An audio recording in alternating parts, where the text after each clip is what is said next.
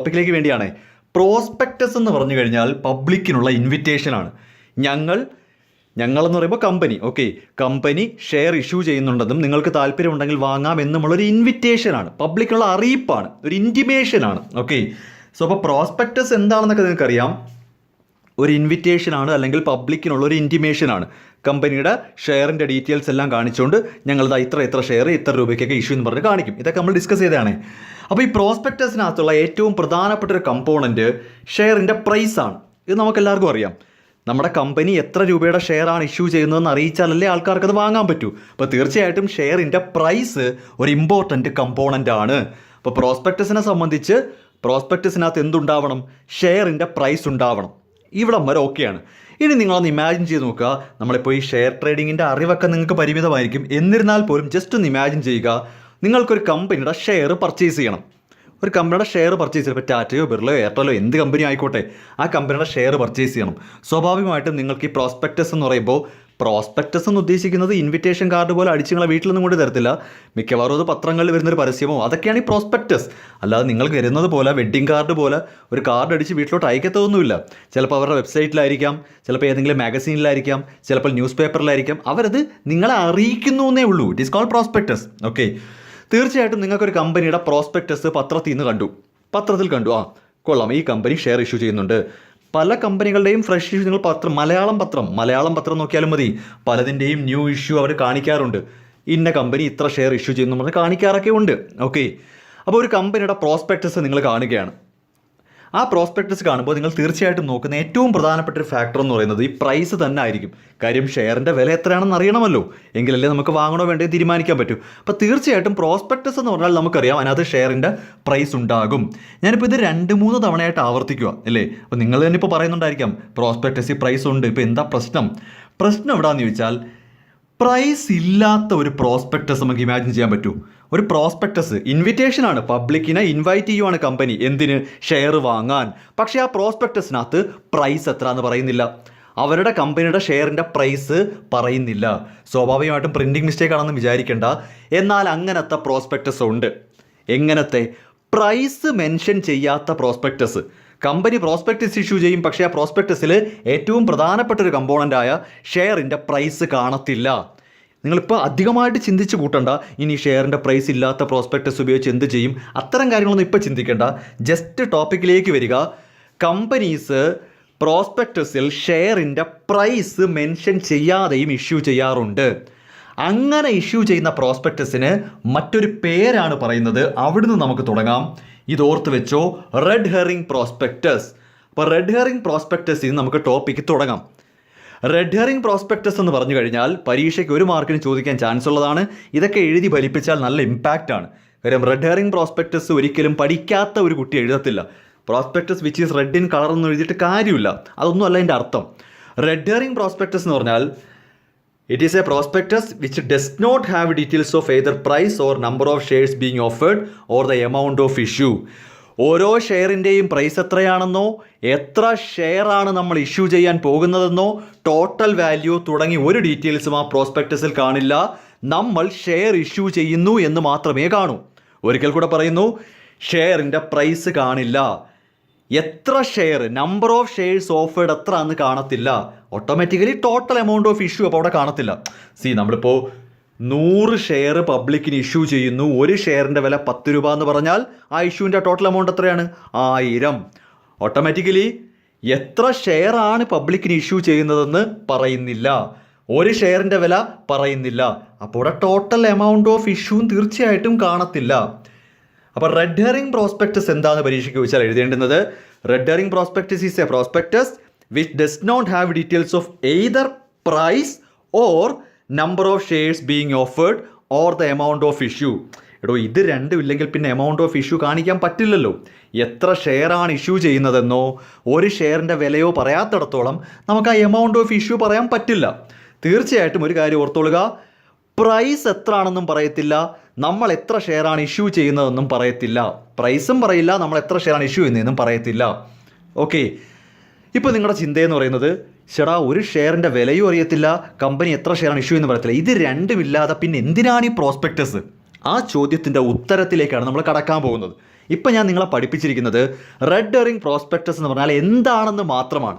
ഇനി ഇതെന്തിനാണ് ഇഷ്യൂ ചെയ്യുന്നത്, ഇതിൻ്റെ പ്രയോജനം എന്താണ്, ബാക്കി കളികളൊക്കെ എങ്ങനെയാണെന്നുള്ളത് വഴിയേ പറഞ്ഞുതരാം. തൽക്കാലം ഇത്ര മാത്രം പഠിക്കുക. It is just an 1 mark question. പക്ഷേ ഒരു നല്ല നോളജാണ്. റെഡ് ഹെറിംഗ് പ്രോസ്പെക്ടസ് എന്താണെന്നുള്ളത് പഠിച്ചേ പറ്റൂ. ഇവിടെ തീർച്ചയായിട്ടും നിങ്ങൾ മനസ്സിലാക്കേണ്ടുന്നത് പ്രോസ്പെക്ടസ് പോലെയൊക്കെ തന്നെ, പക്ഷേ പ്രധാനപ്പെട്ട 2 കാര്യം കാണത്തില്ല. ഷെയറിൻ്റെ പ്രൈസും കാണത്തില്ല, എത്ര ഷെയറാണ് കമ്പനി ഇഷ്യൂ ചെയ്യാൻ പോകുന്നത്, number of shares being offered, അത് 2 അതിൽ കാണില്ല. കോമൺ സെൻസിൽ പെട്ടെന്ന് ചിന്തിച്ചാൽ ഈ 2 കാര്യവും ഇല്ലാത്ത പ്രോസ്പെക്ടസ് കൊണ്ട് എന്താണ് പ്രയോജനമെന്ന് തോന്നും. അതിലേക്കാണ് കിടക്കുന്നത്. ഒരു ഷെയറിൻ്റെ വിലയും അറിയില്ല, കമ്പനി എത്ര രൂപയ്ക്കാണ് ഒരു ഷെയർ ഇഷ്യൂ ചെയ്യുന്നത് നമുക്ക് അറിയത്തില്ല, കമ്പനി എത്ര ഷെയറാണ് ഇഷ്യൂ ചെയ്യാൻ പോകുന്നതെന്ന് നമുക്കറിയത്തില്ല. അങ്ങനത്തെ ഒരു പ്രോസ്പെക്ടസ് കയ്യിരിക്കുവാണ്. എന്തിനാണെന്നറിയാവോ? അതെന്തിനാണെന്ന് ചോദിച്ചു കഴിഞ്ഞാൽ അവിടാണ് ബുക്ക് ബിൽഡിംഗ് എന്ന ടോപ്പിക്കിലേക്ക് വരാൻ പോകുന്നത്. റെഡ് ഹെറിംഗ് പ്രോസ്പെക്ടസ് ഇഷ്യൂ ചെയ്യുന്നത്, ശ്രദ്ധിച്ചോണേ, റെഡ് ഹെറിംഗ് പ്രോസ്പെക്ടസ് നമ്മൾ ഇഷ്യൂ ചെയ്യുന്നത് ബുക്ക് ബിൽഡിംഗ് പ്രോസസ്സിന് വേണ്ടിയാണ്. എന്താണ് ബുക്ക് ബിൽഡിംഗ് എന്നൊക്കെ വളരെ സിമ്പിളായിട്ട് പറഞ്ഞുതരാം. മിസ്റ്റർ എ ഒരാളാണേ. മിസ്റ്റർ എ എന്ന് പറയുന്നയാൾ ഈ പ്രോസ്പെക്ടസും കൈ പിടിച്ചുകൊണ്ടിരിക്കുകയാണ്. ചേട്ടാ ഇതിപ്പോൾ പെട്ടിരിക്കുകയാണ്. കാര്യം മിസ്റ്റർ എക്ക് കമ്പനിയുടെ ഷെയറിൻ്റെ വില അറിയത്തില്ല. ഇവരിത് എത്ര രൂപയ്ക്കുള്ള ഷെയറാണ് ഇഷ്യൂ ചെയ്യുന്നത് അറിയത്തില്ല. ഇവർ എത്ര ഷെയറാണ് ഇഷ്യൂ, ഇത് 2 അയാൾക്ക് അറിയത്തില്ല. മിസ്റ്റർ എക്ക് കമ്പനിയുടെ ഷെയറിൻ്റെ വിലയും അറിയത്തില്ല, കമ്പനി എത്ര ഷെയറാണ് ഇഷ്യൂ ചെയ്യാൻ പോകുന്നതെന്നും അവർക്ക് അറിയത്തില്ല. മിസ്റ്റർ എക്ക് അറിയത്തില്ല. പക്ഷേ മിസ്റ്റർ എക്ക് ഈ കമ്പനിയുടെ ഷെയർ വേണം. ഒന്ന് ആലോചിച്ച് നോക്കാം. നമുക്കൊരു സാധനം വേണം, നമുക്കൊരു ഐറ്റം വേണം, ഓക്കെ. പക്ഷെ നമ്മുടെ സംശയം, ഇത് എത്ര രൂപയാണെന്നും അറിയത്തില്ല, ഇത് എത്ര എണ്ണം അവർക്ക് തരാൻ പറ്റുമെന്നും അറിയത്തില്ല. അവസ്ഥ മനസ്സിലാവുന്നുണ്ടോ? മിസ്റ്റർ എക്ക് ആ കമ്പനിയുടെ ഷെയർ വേണം. പക്ഷേ മിസ്റ്റർ എയുടെ പ്രശ്നം എന്താ? ഇപ്പം ആ ഷെയറിൻ്റെ വിലയും അറിയത്തില്ല, കമ്പനിക്ക് എത്ര ഷെയർ വരെ ഓഫർ ചെയ്യാൻ പറ്റുമെന്നും അറിയത്തില്ല. ഇവിടെ മിസ്റ്റർ എ ചെയ്യേണ്ട എന്താണെന്ന് ചോദിച്ചാൽ, കണ്ണും പൂട്ടി മിസ്റ്റർ എക്ക് വേണ്ടുന്ന ഷെയർ എത്രയാണെന്ന് അങ്ങോട്ട് പറയുക. ഇയാളുടെ ഷെയർ പറയട്ടെ, ഇയാൾക്ക് എത്ര വേണം, കമ്പനി എത്ര ഓഫർ ചെയ്യുന്നത് വിട്ടേക്കുക. ഇപ്പോൾ നമ്മളൊരു കടയിൽ ചെന്നിട്ട്, ഒരു പലചരക്കടയിൽ ചെന്നിട്ട് ചോദിക്കുവാണ്, ചേട്ടാ ഇവിടെ എത്ര കിലോ പഞ്ചസാര ഇരിപ്പുണ്ട്? അപ്പോൾ അയാളുടെ മറുപടി എന്തായിരിക്കും? തനിക്ക് എത്ര വേണ്ടത്? അതല്ല, ഇവിടെ എത്ര കിലോ പഞ്ചസാര ഇരിപ്പുണ്ട്, എന്താ ഇവിടെ ഉള്ളത് മൊത്തം തനിക്ക് വേണം?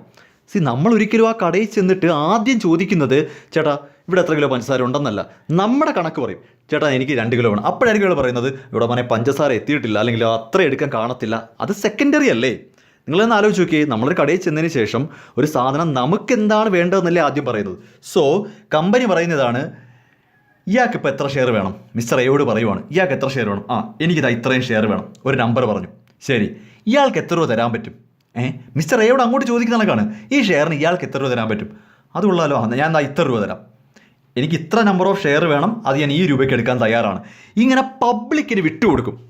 നിങ്ങൾക്ക് എത്ര ഷെയർ വേണം, അത് നിങ്ങൾക്ക് എത്ര രൂപയ്ക്ക് വാങ്ങാൻ പറ്റും, അത് നിങ്ങൾ തന്നെ പറയുക. ഇങ്ങനെ അങ്ങ് ഓഫർ ചെയ്യും പബ്ലിക്കിന്. പറഞ്ഞാൽ മനസ്സിലാവുന്നുണ്ടോ? നമ്മളെ സംബന്ധിച്ച് പ്രോസ്പെക്ടസിൽ പ്രൈസ് ഇല്ല, കമ്പനി എത്ര ഷെയർ ഓഫർ ചെയ്യുമെന്ന് നമുക്കറിയത്തില്ല. സ്വാഭാവികമായിട്ടും ഇത് 2 പിന്നെ നമ്മുടെ ഇഷ്ടമാണ്, പബ്ലിക്കിൻ്റെ ഇഷ്ടമാണ്. പബ്ലിക് അങ്ങ് പറയുവാണ്, എനിക്ക് ഇത്ര ഷെയർ വേണം. ആയിക്കോട്ടെ തരാം. എത്ര രൂപ? പബ്ലിക്ക് തന്നെയാണ് വില പറയുന്നത്. അവിടെ അതാണ്, പബ്ലിക്കാണ് പ്രൈസ് പറയുന്നത്. എത്ര ഷെയർ വേണമെന്നും അത് എത്ര രൂപയ്ക്ക് വേണമെന്നും പബ്ലിക്ക് തന്നെയാണ് പറയുന്നത്. ഇവിടെയും നിങ്ങൾക്കിപ്പോൾ ഒരു സംശയം ഉണ്ടാവാം, അങ്ങനെ പബ്ലിക്കിന് വിട്ടുകൊടുത്താൽ അവർ വല്ല 50 പൈസയോ 25 പൈസയോ 1 രൂപയൊക്കെയല്ലേ പറയത്തുള്ളൂ. ഒരു സാധനത്തിൻ്റെ വില നിങ്ങൾ പറയാമെന്ന് പറഞ്ഞാൽ ഓട്ടോമാറ്റിക്കലി ഞാൻ ഏറ്റവും വില കുറച്ചല്ലേ പറയൂ. അത് പറ്റില്ല. പിന്നെ അവിടാണ് ഒരു പ്രൈസ് ബാൻഡ് വയ്ക്കും. ബുക്ക് ബിൽഡിങ്ങിൻ്റെ കേസിലൊരു പ്രൈസ് ബാൻഡ് വയ്ക്കും. ഒരു ഫ്ലോർ പ്രൈസും ഒരു സീലിംഗ് പ്രൈസും കാണും. അതായത് മിസ്റ്റർ എ എന്ന് പറയുന്നയാൾ എത്ര ഷെയർ വേണമെന്ന് പറയും, അതൊക്കെ. പക്ഷേ പ്രൈസ് കമ്പനി ആ പ്രോസ്പെക്ടസിനകത്തൊരു പ്രൈസ് ബാൻഡ് വെച്ചിരിക്കും. പ്രൈസ് വെക്കത്തില്ല, പ്രൈസ് ബാൻഡ് വെക്കും. എന്താണ് പ്രൈസ് ബാൻഡ് എന്നല്ലേ? ഒരു ചെറിയ പ്രൈസും ഒരു വലിയ പ്രൈസും ഇങ്ങനെ വെച്ചിരിക്കും. 10 രൂപയ്ക്ക് മുകളിലേ നിങ്ങൾ വിളിക്കാവൂ, 50 രൂപയുടെ മുകളിൽ വിളിക്കുകയും വേണ്ട. This is called floor price. താഴെയുള്ള പ്രൈസാണ് ഫ്ലോർ പ്രൈസ്, മുകളിലുള്ള പ്രൈസ് എന്ന് പറയുമ്പോൾ സീലിംഗ് പ്രൈസ്. നമ്മുടെ വീടിൻ്റെ ഫ്ലോറും സീലിങ്ങും താഴെയും മുകളിലും. ഓക്കെ. പ്രോസ്പെക്ടസ് കിട്ടുന്ന മിസ്റ്റർ എക്ക് ഒരു കാര്യം മനസ്സിലാവും, എനിക്ക് 10 രൂപയിൽ താഴെ വിളിക്കാൻ പറ്റത്തില്ല, 50 രൂപയ്ക്ക് മുകളിലോട്ടും വിളിക്കണ്ട, 10നും 50നും ഇടയ്ക്ക് ഞാൻ ഒരു പ്രൈസ് വിളിക്കണം. അപ്പോൾ മിസ്റ്റർ എ എന്ന് പറയുന്ന ആൾക്ക് ഒരു കാര്യം ഉറപ്പാണ്, നമ്പർ ഓഫ് ഷെയർസ് മിസ്റ്റർ എക്ക് തീരുമാനിക്കാം. തീർച്ചയായിട്ടും മിസ്റ്റർ എ ആണല്ലോ പറയുന്നത് എത്ര ഷെയർ വേണമെന്ന്. അതിൻ്റെ പ്രൈസ് 10നും 50നും ഇടയ്ക്ക്, അതാണ് പ്രൈസ് ബാൻഡ് എന്ന് പറയുന്നത്. ഈ പ്രൈസ് ബാൻഡിനകത്ത് നിന്നുകൊണ്ട് വിളിക്കണം. ഓക്കെ. സോ പ്രൈസ് ബാൻഡിനകത്ത് നിന്നുകൊണ്ട് മിസ്റ്റർ എ മിസ്റ്റർ എ ഒരു വില പറയും. എനിക്ക് 50 ഷെയർ വേണം, ഞാൻ 15 രൂപ വെച്ച് എടുത്തോളാം. ഇതുപോലെ എയും ബിയും സിയും ഡിയും ഇയും എഫും തുടങ്ങിയ ആർക്കൊക്കെയാണോ ഈ കമ്പനിയുടെ ഷെയർ വേണ്ടത് അവരെല്ലാവരും ഓരോ വില പറയും. തീർച്ചയായിട്ടും ഇത്രയും മനസ്സിലാവുന്നുണ്ടോ? എടോ, ഈ പ്രോസ്പെക്ടസ് കിട്ടുന്നത് എക്ക് മാത്രമല്ലല്ലോ, A B C D E F G H I J K L എല്ലാവർക്കും കിട്ടത്തില്ലേ? അതിൽ ആർക്കൊക്കെയാണോ ഈ കമ്പനിയുടെ ഷെയർ വേണ്ടുന്നത് അവരെന്ത് ചെയ്യും? ഈ പ്രൈസ് ബാൻഡിനകത്ത് നിന്നുകൊണ്ട് ഒരു വിലയും പറയും. ആ വിലയ്ക്ക് ഇവർ വാങ്ങാൻ ആഗ്രഹിക്കുന്ന ഷെയറിൻ്റെ എണ്ണവും പറയും. ഇതിങ്ങനെ കൊട്ടേഷൻ കൊടുക്കുന്ന പോലെ, ലേലം വിളിക്കുന്ന പോലെ ഇതിവരിങ്ങനെ കമ്പനിയിലോട്ട് അറിയിച്ചുകൊണ്ടിരിക്കും. ഇത്രയും ഓക്കെയാണേ. അങ്ങനെ അറിയിച്ചതിന് ശേഷമുള്ള ഒരു ചെറിയ എക്സാമ്പിൾ ഞാൻ പറയാം. ഇപ്പോൾ 4 പേരുണ്ട്. ഇതൊന്നും ടെക്സ്റ്റിലുള്ള കാര്യങ്ങളല്ല, ഇത് ഞാൻ നിങ്ങൾക്ക് പറഞ്ഞ് മനസ്സിലാക്കി തരാൻ വേണ്ടിയാണ്. ഓക്കെ, ഈ എക്സാമ്പിളൊന്നും അതിൽ കാണുന്നില്ല. ഇപ്പോൾ 4 പേരാണ് കമ്പനിയിലേക്ക് ഓഫർ കൊടുക്കുന്നത്. ഞങ്ങൾക്ക് താല്പര്യമുണ്ട്. അപ്പോൾ എ പറയുവാണ്, ഞാനൊരു 100 ഷെയർ വാങ്ങാം, 10 രൂപയ്ക്കാണെങ്കിൽ ഞാൻ എടുത്തോളാം. അപ്പോൾ അതായത് 1000 രൂപ ഞാൻ തരാം. 100 ഷെയർ എനിക്ക് വേണം, ഒരു ഷെയറിന് 10 രൂപ കണക്കിലെടുക്കാം. ശരി, 1000 രൂപ അവർക്ക് ഞാൻ തരാം. ബി പറയുവാണ്, എനിക്കൊരു 200 ഷെയർ വേണം, 15-നാണെങ്കിൽ ഞാൻ അങ്ങ് എടുക്കാം. ബി പറയുന്നത് ഞാനൊരു 15 രൂപയ്ക്ക് അങ്ങ് എടുക്കാം, അതായത് 3000 രൂപ ഞാൻ തരാം. അപ്പോൾ സി പറയുന്നത് എനിക്കൊരു 400 ഷെയർ വേണം കേട്ടോ, എനിക്കൊരു 400 ഷെയർ വേണം, 20 രൂപ കണക്കിലാണെങ്കിൽ ഞാൻ അങ്ങ് എടുക്കാം. സിയും ഈ 400, 20 എല്ലാം സിയുടെ ഇഷ്ടമാണ്. കമ്പനി നിർബന്ധിക്കുന്നതൊന്നുമില്ല, കമ്പനി പറഞ്ഞിട്ടൊന്നുമില്ല 20 രൂപയാണെന്ന്. ഇതെല്ലാം ഈ പ്രൈസ് എന്ന് പറയുന്നത് ആ ബാൻഡിനകത്താണ്. പ്രൈസ് ബാൻഡ് എന്തായാലും വെച്ചിട്ടുണ്ട്. സപ്പോസ് 10-നും 30-നും ഇടയ്ക്ക് ആയിരിക്കാം, അതാ കമ്പനി വെക്കും. 10-ൽ താഴെ നിങ്ങൾ വിളിക്കരുത്, 30-ന് മുകളിലോട്ടും വിളിക്കരുത്. ഓക്കെ, അപ്പോൾ മിസ്റ്റർ എ എന്താ പറഞ്ഞിരിക്കുന്നത്? എ പറയുന്നു എനിക്കൊരു 100 ഷെയർ വേണം, 10 രൂപ വെച്ചാണെങ്കിൽ ഞാൻ എടുത്തോളാം. ബി പറയുന്നത് എനിക്കൊരു 200 ഷെയർ വേണം, 15 വെച്ചാണെങ്കിൽ ഞാൻ എടുത്തോളാം. സി പറയുന്നു എനിക്കൊരു 400 ഷെയർ വേണം, 20 രൂപ വെച്ചിട്ടാണെങ്കിൽ ഞാൻ എടുത്തോളാം. ഡി പറയുന്നു എനിക്കൊരു 300 ഷെയറിൻ്റെ ആവശ്യമുണ്ട്, 25 രൂപ പറയാൻ തരാൻ റെഡിയാണ്. ഇതാണ് ഇവരുടെ കൊട്ടേഷൻ. എയും ബിയും സിയും ഡിയും കൂടെ കമ്പനിക്ക് കൊടുത്തിരിക്കുന്ന കൊട്ടേഷനാണ്. 1000, 3000, 8000, 7500. സോ അവരെല്ലാവരും കൂടെ ചേർന്ന് 19500 രൂപ ഷെയർ ക്യാപിറ്റൽ ഓഫർ ചെയ്യുന്നുണ്ട് അല്ലേ? എ 1000 രൂപയല്ലേ ഓഫർ ചെയ്തത്? അങ്ങനെ നോക്കിയാൽ എയും ബിയും സിയും ഡിയും കൂടെ ചേർന്ന് 19500 രൂപയാണ് കമ്പനിക്ക് ഓഫർ ചെയ്തിരിക്കുന്നത്. 19500 രൂപ ഞങ്ങൾ അങ്ങോട്ട് തരാം. അവർ ഇത്രയും ഷെയറാണ് പർച്ചേസ് ചെയ്യാൻ ആഗ്രഹിക്കുന്നത്. 100, 300, 700, 1000. ഈ 4 പേരും കൂടെ ചേർന്ന് 1000 ഷെയറും വാങ്ങാൻ ആഗ്രഹിക്കുന്നുണ്ട്. ആ 1000 ഷെയറിൽ നിന്ന് 19500 രൂപ അവർ ഓഫർ ചെയ്യുന്നുണ്ട്. അപ്പോൾ കമ്പനി എന്ത് ചെയ്യുമെന്ന് ചോദിച്ചു കഴിഞ്ഞാൽ ഒരു വെയ്റ്റഡ് ആവറേജ് എടുക്കും. 19500 ആണ് ഈ പറയുന്ന 4 പേരും കൂടെ നമുക്ക് തരാമെന്ന് പറയുന്നത്. പക്ഷേ അവർ 1000 ഷെയറാണ് വാങ്ങുന്നത്. അപ്പോൾ അതായത് ഒരു ഷെയറിന് ഇവർ 19 രൂപ 50 പൈസ കണക്കിലാണ് ആവറേജ് എടുക്കുമ്പോൾ. ഈ 4 പേരും കൂടെ ചേർന്ന്, ശ്രദ്ധിക്കണേ, 4 പേരും കൂടെ ചേർന്ന് 1000 ഷെയർ പർച്ചേസ് ചെയ്യാൻ താല്പര്യം കാണിച്ചിട്ടുണ്ട്. 4 പേരും കൂടെ ചേർന്ന് 19500 രൂപയാണ് 19500 രൂപയാണ് കമ്പനിയിലേക്ക് ഓഫർ ചെയ്യുന്നത്, പല പല പല പ്രൈസായിട്ട്.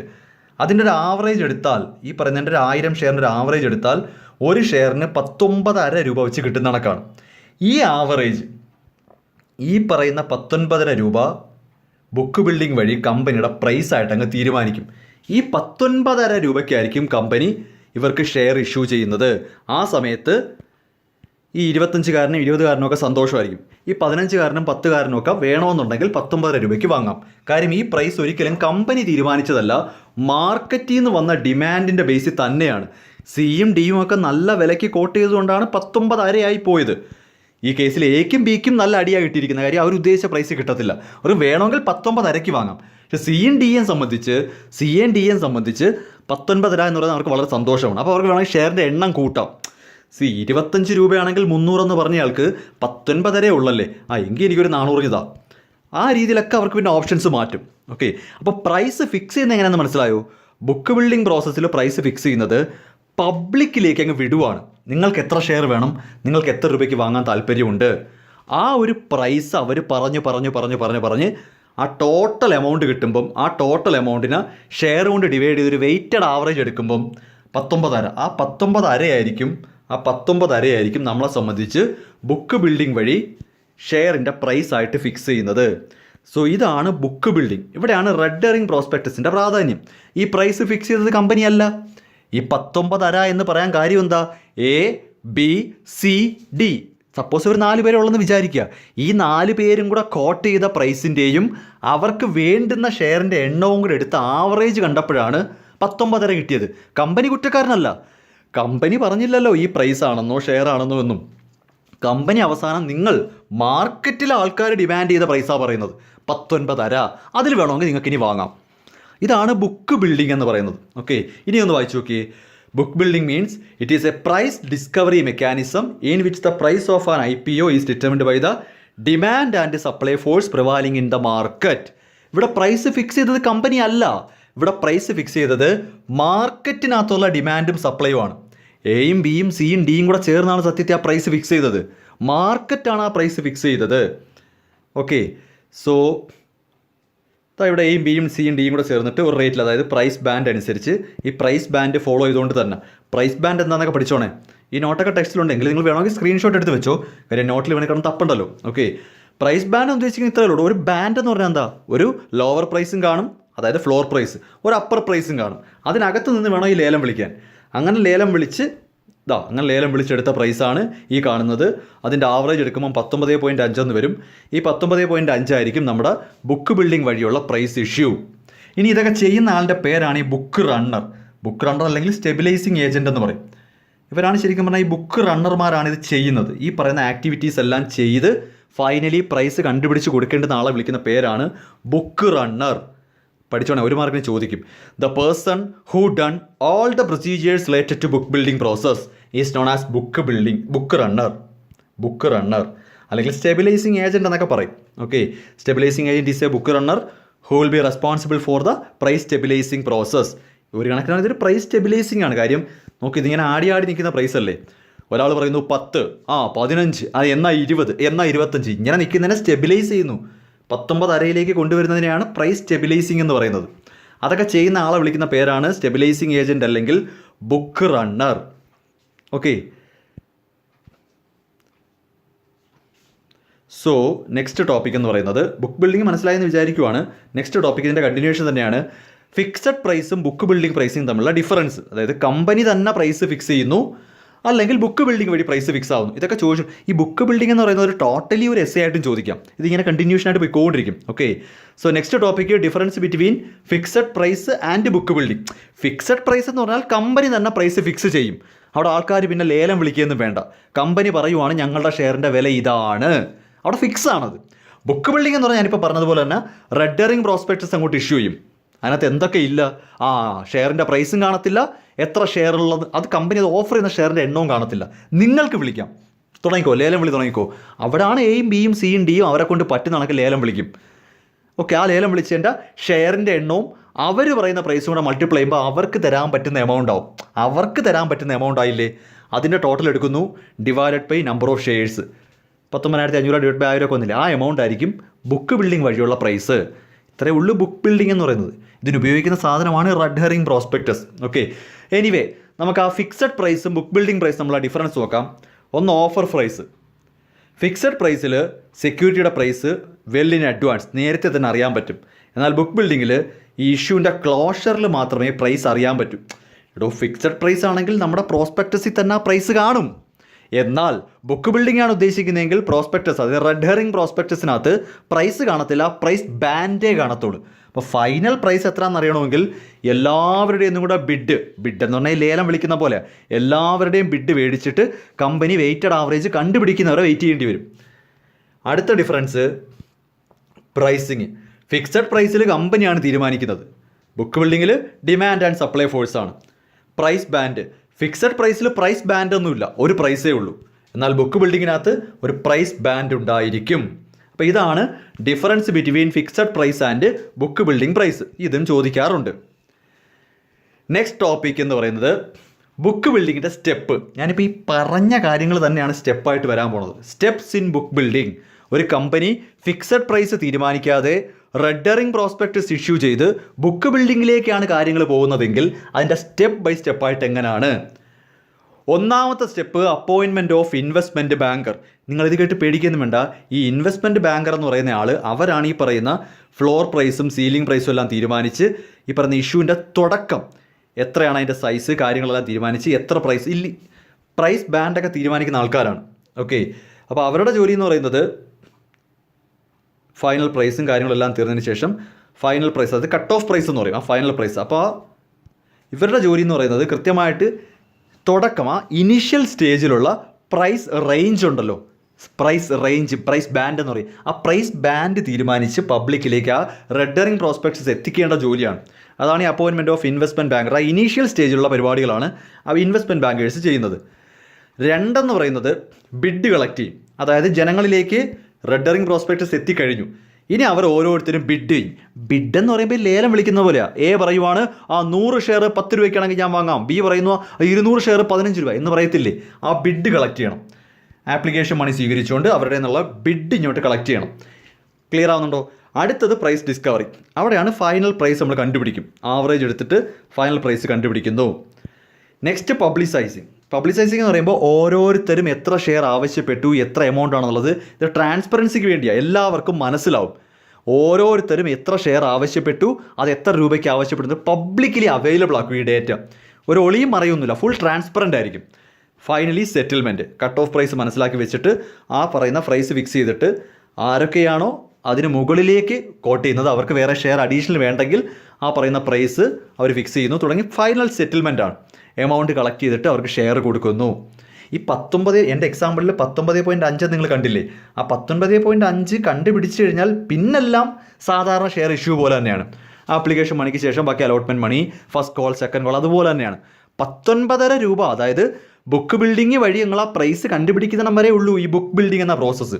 പിന്നീട് അങ്ങോട്ട് പ്രൈസ് ഫിക്സ് ആയി കഴിഞ്ഞാൽ പിന്നീട് അങ്ങോട്ട് സാധാരണ ഷെയർ ഇഷ്യൂ എന്ന പോലെ തന്നെയാണ്.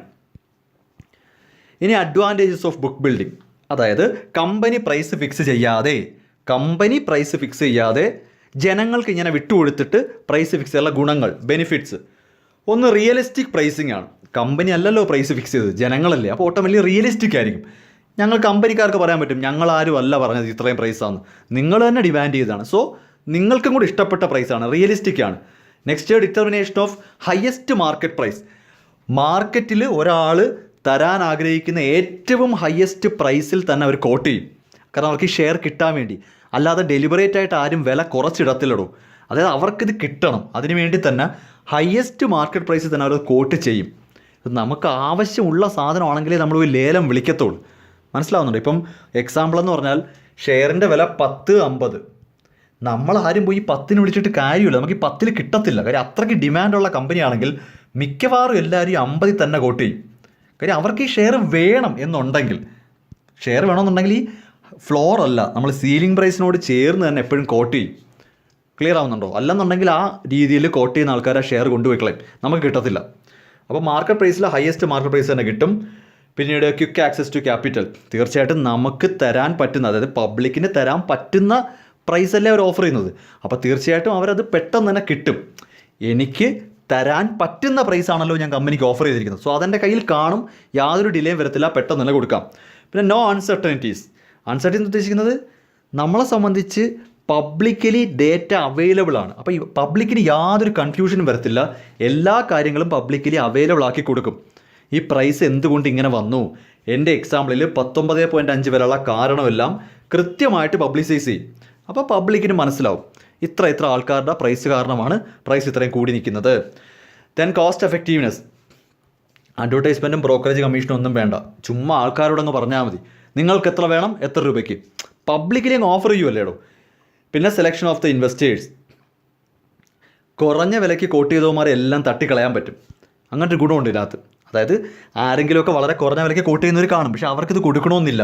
നമ്മുടെ ഈ സീലിംഗ് പ്രൈസും ഫ്ലോർ പ്രൈസും വെച്ചിട്ട് ചിലവന്മാർ ഫ്ലോർ പ്രൈസിനകത്ത് ഇട്ട് കോട്ട് ചെയ്യും. ഫൈനൽ സെറ്റിൽമെൻറ്റ് വരുമ്പോൾ അവർക്കൊന്നും കൊടുക്കണമെന്ന് നിർബന്ധമില്ല. ഹൈ ക്ലാസ് ഇൻവെസ്റ്റേഴ്സിന് മാത്രമേ ഈ പ്രൈസ് പോകത്തുള്ളൂ. Then investors voice in pricing. മനസ്സിലാവുമല്ലോ, ഇൻവെസ്റ്റേഴ്സും കൂടെ ചേർന്നാണ് പ്രൈസ് തീരുമാനിക്കുന്നത്.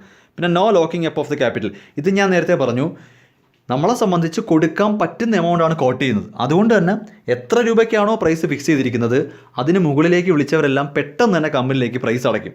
ഓക്കെ. Then flexibility. ഫ്ലെക്സിബിലിറ്റി എന്ന് പറയുമ്പോൾ പ്രൈസിനായാലും ഇഷ്യൂലായാലും ജനങ്ങളാണ് തീരുമാനിക്കുന്നത്.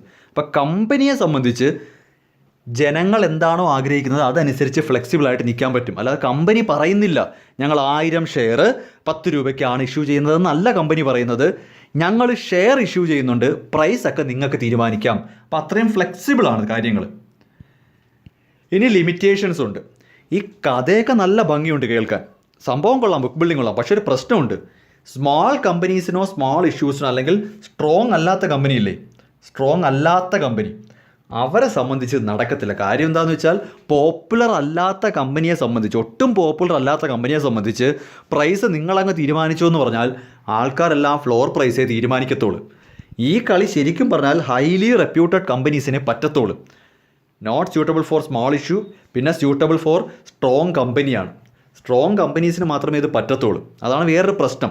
കാര്യം സ്മോൾ കമ്പനീസിൻ്റെ കേസിൽ ഈ പ്രൈസ് കോട്ടും കൊണ്ട് അങ്ങോട്ട് ചെന്ന് കഴിഞ്ഞാൽ അവർ ഈ പറയുന്ന ഫ്ലോർ പ്രൈസിനകത്തേ ജനങ്ങൾ ഇഷ്ടപ്പെടത്തുള്ളൂ. കാര്യം നിങ്ങൾ റെപ്യൂട്ടഡ് ഒന്നും അല്ലല്ലോ, അതുകൊണ്ട് ഞങ്ങൾ 10 രൂപയ്ക്ക് വാങ്ങത്തുള്ളൂ. അപ്പോൾ അതുകൊണ്ട് തന്നെ സ്മോൾ കമ്പനീസിന് ഇത് വലിയ ബുദ്ധിമുട്ടാണ്. Possibility of price rigging. ഈ പ്രൈസ് റിഗ്ഗിങ് എന്ന് ഉദ്ദേശിക്കുന്നത് ഇത് ഇനി അങ്ങോട്ട് വരാനുള്ള ടോപ്പിക്കാട്ടോ. പ്രൈസ് റിഗ്ഗിങ് ഒന്ന് പെൻഡിങ് വെച്ചോ, നമുക്കിനി പഠിക്കാനുള്ള ടോപ്പിക്കിനകത്തുള്ളതാണ്. തൽക്കാലം എന്താണെന്ന് മാത്രം ഇവിടെ നിന്ന് പറഞ്ഞുതരാം. വരുന്നൊരു ടോപ്പിക്കിനകത്ത് പ്രൈസ് റിഗ്ഗിങ് ഒരു ടോപ്പിക്കായിട്ട് പഠിക്കാനുണ്ട്. പ്രൈസ് റിഗ്ഗിങ് എന്ന് ഉദ്ദേശിക്കുന്നത് ഡെലിബറേറ്റ്ലി കുറച്ച് ആൾക്കാർ ചേർന്ന്, ഇപ്പോൾ നിങ്ങൾ ഇത്രയും മനസ്സിലാക്കിയാൽ മതി, ഡെലിബറേറ്റ്ലി കുറച്ച് ആളുകൾ ചേർന്ന് സംഘം ചേർന്നിട്ട് ഒരു പർട്ടിക്കുലർ പ്രൈസിലോട്ട് കൊണ്ടുവരാൻ ശ്രമിക്കുവാണ് ഈ ലേലത്തിന്. ഈ ലേലം വിളിക്കുന്ന ആൾക്കാരിൽ തന്നെ അവരെല്ലാം കൂടെ ചേർന്നൊരു ഗ്യാങ് ആക്കിക്കൊണ്ട് അവർ ചേർന്ന് ഡെലിബറേറ്റ് ആയിട്ട് പ്രൈസ് അങ്ങ് ഫിക്സ് ചെയ്യും. അത് കമ്പനിക്ക് ദോഷം ചെയ്യും. ഒരു പബ്ലിക്കിനോടങ്ങ് പറഞ്ഞിരിക്കുവാണ് നിങ്ങൾ പ്രൈസ് ഫിക്സ് ചെയ്യാൻ. അങ്ങനെ വരുമ്പോൾ ചിലപ്പോൾ ഇത് ഡെലിബറേറ്റ് ആയിട്ട് ഒരു പ്രൈസിലോട്ട് കുറച്ച് ആൾക്കാർ ഫിക്സ് ചെയ്യിപ്പിക്കും. കുറച്ച് അധികം ഷെയർ വാങ്ങിക്കൊണ്ട് അവരിപ്പോൾ എക്സാമ്പിൾ ഒരു 30 രൂപയിലും ഒതുക്കാൻ നോക്കും. അങ്ങനെ അവർ ചെയ്യാൻ പറ്റും. വലിയ വലിയ ഇൻവെസ്റ്റേഴ്സ് ഒത്തുചേർന്ന് കഴിഞ്ഞാൽ ഒരു പർട്ടിക്കുലർ പ്രൈസിന് മുകളിലേക്ക് പോകാതിരിക്കാൻ അവർക്ക് പറ്റും. അങ്ങനൊരു പ്രശ്നം വരുന്നുണ്ട്. പിന്നെ മാർക്കറ്റ് കണ്ടീഷൻ മെച്ചുവർ ആയിരിക്കണം. മെച്ചുവർ എന്ന് ഉദ്ദേശിക്കുന്നത് ആൾക്കാർക്കെല്ലാം ഈ കമ്പനിയെ പറ്റി അറിയണം, ആൾക്കാർക്കെല്ലാം ഷെയറിൻ്റെ കാര്യങ്ങളെല്ലാം അറിയണം. ഈ കാര്യം എന്ന് പറഞ്ഞാൽ ജനങ്ങൾക്കിടയിൽ നല്ല രീതിയിൽ ഇതിനെപ്പറ്റി നല്ല ധാരണ ഉണ്ടാവണം അവർക്ക്. പ്രൈസ് എത്രയാണെന്ന് അറിയാതെ ഇഷ്യൂ ചെയ്യുമ്പോൾ ജനങ്ങൾ നല്ല മെച്ചുവേർഡ് മാർക്കറ്റ് എന്ന് ഉദ്ദേശിക്കുന്നതാ. നല്ല രീതിയിൽ ജനങ്ങളെ സംബന്ധിച്ച് ഇൻഫർമേഷൻ കിട്ടിയിരിക്കണം. ഓക്കെ, അപ്പോൾ കറക്റ്റ് മാർക്കറ്റ് കണ്ടീഷൻ ആയിരിക്കണം. അത് ഇൻഫർമേഷൻ എല്ലാം കറക്റ്റ് ആയിരിക്കണം. ഈ പറയുന്ന പബ്ലിക്കിന് ഈ പറയുന്ന പ്രൈസ് ഇല്ലാത്ത പ്രോസ്പെക്ടസ് എന്താണെന്ന് അവർക്ക് മനസ്സിലാവണം.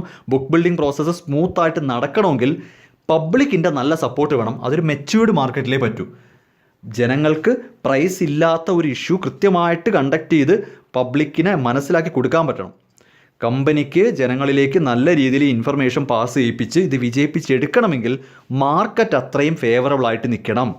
ഇതൊക്കെയാണ് ഇതിൻ്റെ പ്രധാനപ്പെട്ട ലിമിറ്റേഷൻസ്. പിന്നെ ചോദിക്കുന്ന ഒരു 1 മാർക്ക് ക്വസ്റ്റ്യൻ ആണ് കേട്ടോ. Partial book building. Partial book building ഇതും കൂടെയാണ് ബുക്ക് ബിൽഡിങ്ങിനകത്ത് വരുന്നത്. ഇത് വേണമെങ്കിൽ എസ് എ ആയിട്ട് വരെ ചോദിക്കാവുന്ന ടോപ്പിക്കാണ് ബുക്ക് ബിൽഡിംഗ് എന്ന് പറയുന്നത്. അപ്പോൾ ഇത്രയും കാര്യം എഴുതി വെക്കണം.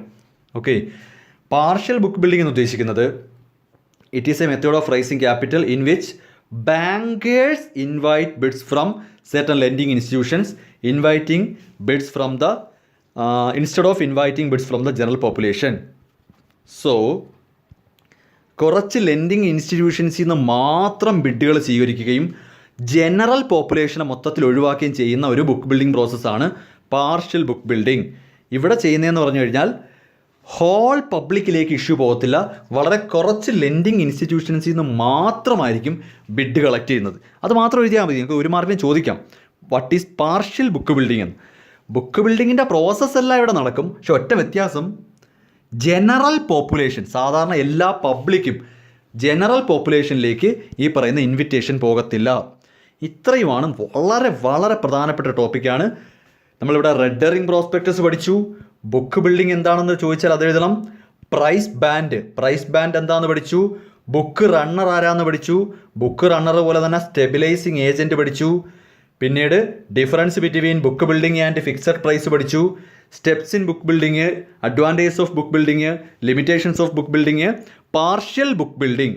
ഈ ഒരു വരി എഴുതി വെച്ചാൽ മതി. ഓക്കെ, പാർഷ്യൽ ബുക്ക് ബിൽഡിംഗ് ഇതൊരു ലെങ്തി ടോപ്പിക് എന്ന് മാത്രമല്ല വളരെ പ്രധാനപ്പെട്ടതാണ്.